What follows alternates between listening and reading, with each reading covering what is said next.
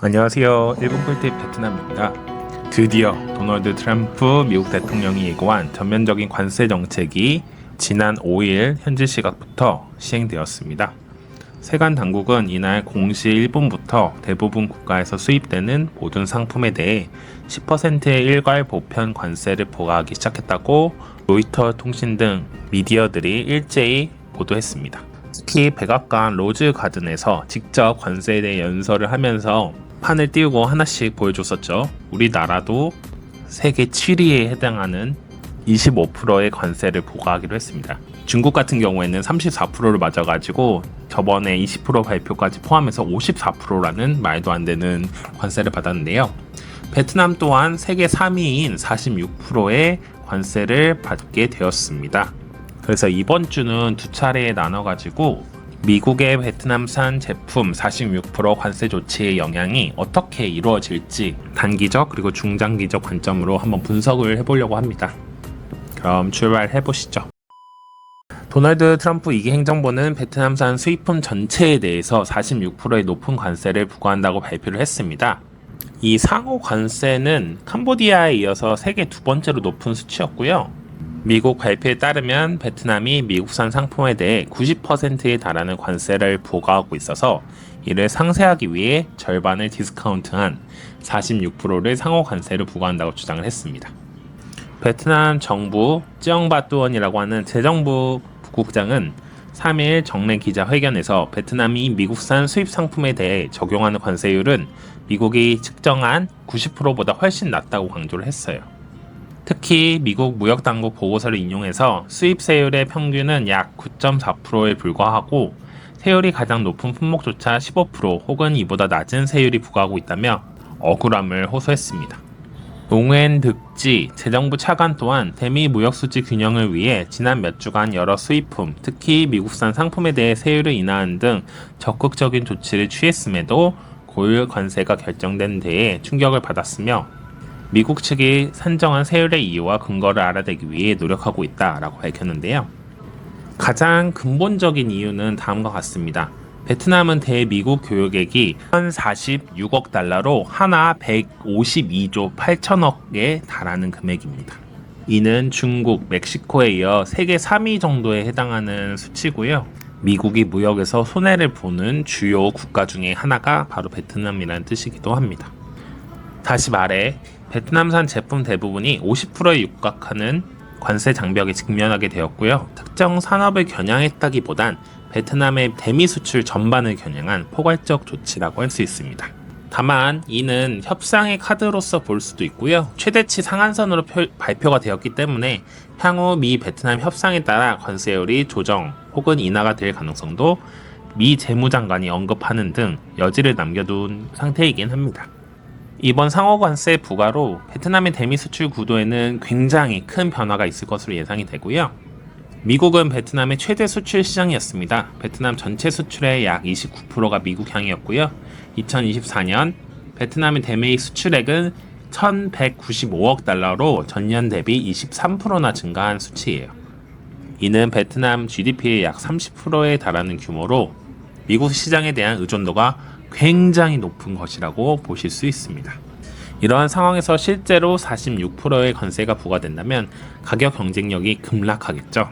관세 부과 즉시 미국 수입 업체들은 베트남산 주문을 축소하거나 대폭 감소할 것이 자명한 것으로 보이고요. 대처를 찾기 위해 국가를 알아보고 있다는 이야기도 나오고 있습니다.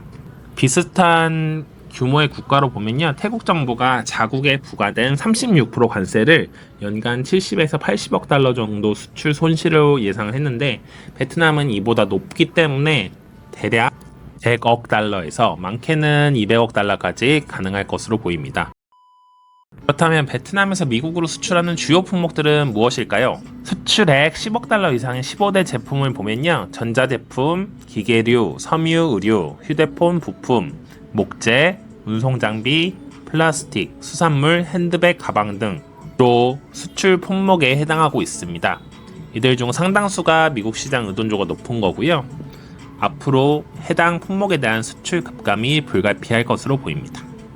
특히 섬유의류 산업 같은 경우에는요, 전체 수출의 약 절반을 미국에 의존하고 있어 가장 큰 타격이 예상됩니다. 국영 섬유 기업인 비나텍스를 비롯해 주요 봉제 업체들은 미국 바이어들의 주문 감소와 생산 규모 축소를 예상을 하고 있습니다.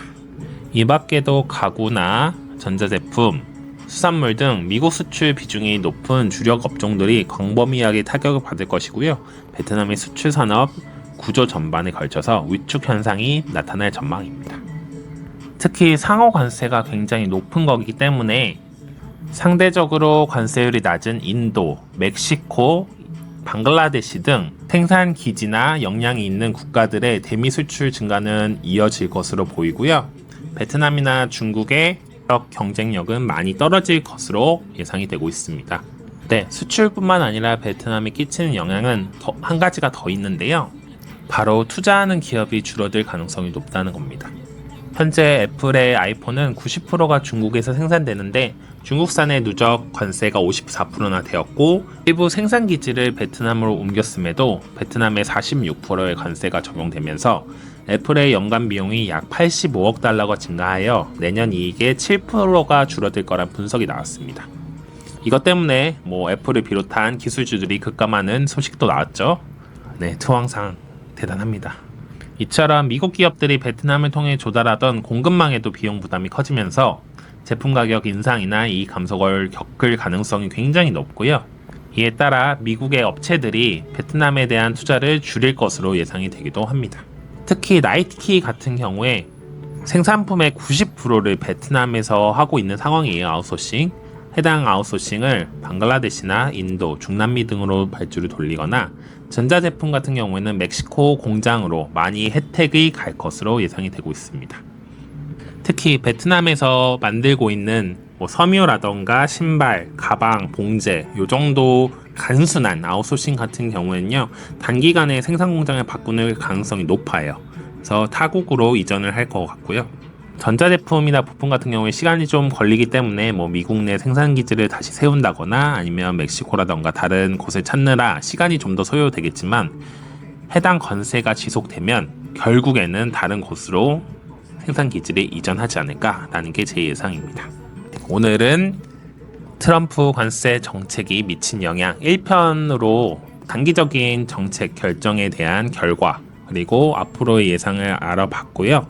다음 시간에는 미국 베트남 간 외교 정치적 측면에서 무역 협상 및 외교 갈등 가능성 찾아보고 베트남 정부의 대응 방식 혹은 시나리오별 예측과 데이터 분석을 해봐서 장기적인 측면에서도 후 2기 관세 정책에 대한 영향, 시나리오를 분석해보는 시간 갖도록 하겠습니다. 오늘도 구독과 좋아요, 알림 설정 감사드리고요. 멤버십 해주시는 모든 분들께 다시 한번 감사의 인사 올립니다. 그리고 저희 책이 나왔어요. 연애, 경제, 사회 전반적인 이야기를 다룬 책이고요. 교보문고, 알라딘, 예스24 등 인터넷 서점에서 찾아보실 수 있습니다. 좋은 하루 되십시오. 일본 꿀팁 베트남이었습니다.